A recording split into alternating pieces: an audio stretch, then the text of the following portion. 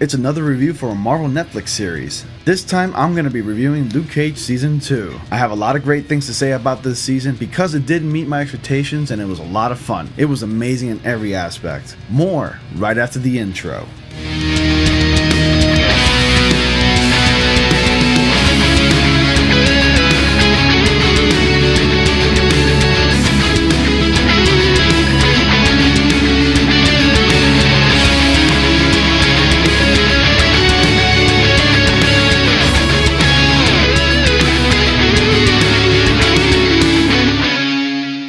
Hey everyone, welcome to News for Astonish, where we discuss comics, movies, games, and more. My name is Ronnie, and today I'm going to be reviewing Luke Cage Season 2. So Luke Cage Season 2 takes place directly after Luke Cage Season 1 and The Defenders Season 1, if there's going to be another Defenders season. By the way, I'm going to leave a link to my Luke Cage Season 1 review right at the end of this video. I'll post a link down in the description below, and I'll leave an annotation at the end of this video, if you want to check that out before watching this video. And for the sake of those of you who have not seen Luke Cage Season 2, I will be doing a spoiler-free review, so no worries, no spoilers here. By now, Luke Cage is a celebrity in Harlem. They're aware about his heroics, and basically he's left a great memorable impression in the city of Harlem. You got people taking selfies, greeting him, asking for autographs, and life is good. But Luke Cage Season 2 does take a shift in tone. The first season mostly defined itself as a sometimes brutal street-level blaxploitation hip-hop drama, and it couldn't resist succumbing to some totally misjudged superheroics in its final episodes. Like Diamondback taking on Luke Cage in that goofy-looking powered-up costume at the end of the season. Apart from all that, we're introduced to a new fresh character who's Jamaican named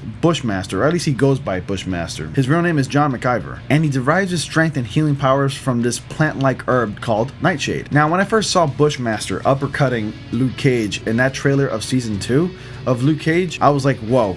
Yeah, he's gonna be an awesome villain, and he's gonna pose a challenge to Luke Cage. John McIver, aka Bushmaster, is not really the main antagonist, and it's not exactly what it looks like. Yes, Bushmaster is very challenging and intimidating, but he's not the central main antagonist. The character of Bushmaster is a very conflicted one who has a troubled past. Everything was just taken from him, and now he's come back to Harlem to find peace by trying to get revenge by taking out the true villain, and that villain is Mariah Dillard Stokes.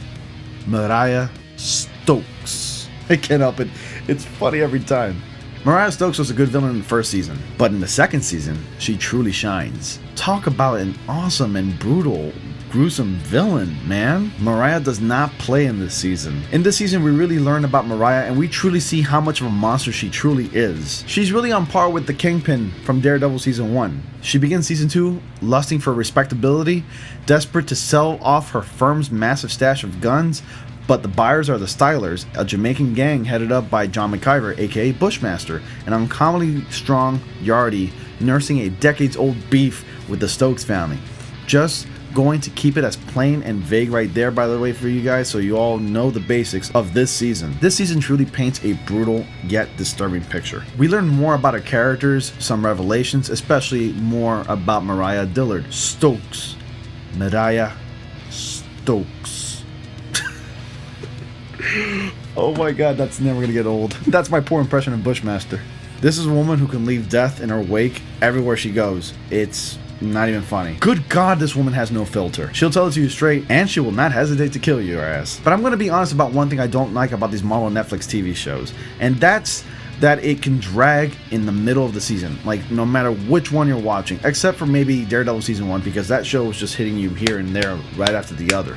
It was fast-paced, it never kept you bored, it kept you hooked. So when I got to the middle of the season, like around episodes 6, 7, and 8 or so, I'll admit I was a bit lost and a little bit bored. I felt that some of the episodes were a bit weak, and I felt that a lot of the focus was taken away from Luke Cage. I wanted more Luke Cage, you know? There was times where the attention was just taken away from Luke Cage, and it focused a lot on the other characters that we really didn't care much about, and I was like, okay, come on, let's get back to Luke Cage right about now, come on. But all criticism aside, it was still a strong season, and as always, it usually finishes off strong. And let's not forget that one episode with Danny Rand. That was a really good episode, and it was fun seeing Danny Rand again. I am so happy about his character progression. They did a great job with Danny Rand in the Defenders, and they did a lot better with his character with his appearance in Luke Cage Season 2. Makes us really excited for Iron Fist Season 2. And of course, a potential Heroes for Hire, which they did toy around with that idea even more in this season. So my final verdict is that Luke Cage Season 2 packs a punch, ditching the superhero antics. While the middle of the season was a bit of a drag, it still redeems itself throughout the final episodes of the season. It implements more of a brutal real life experience, and the characters really shine through revelations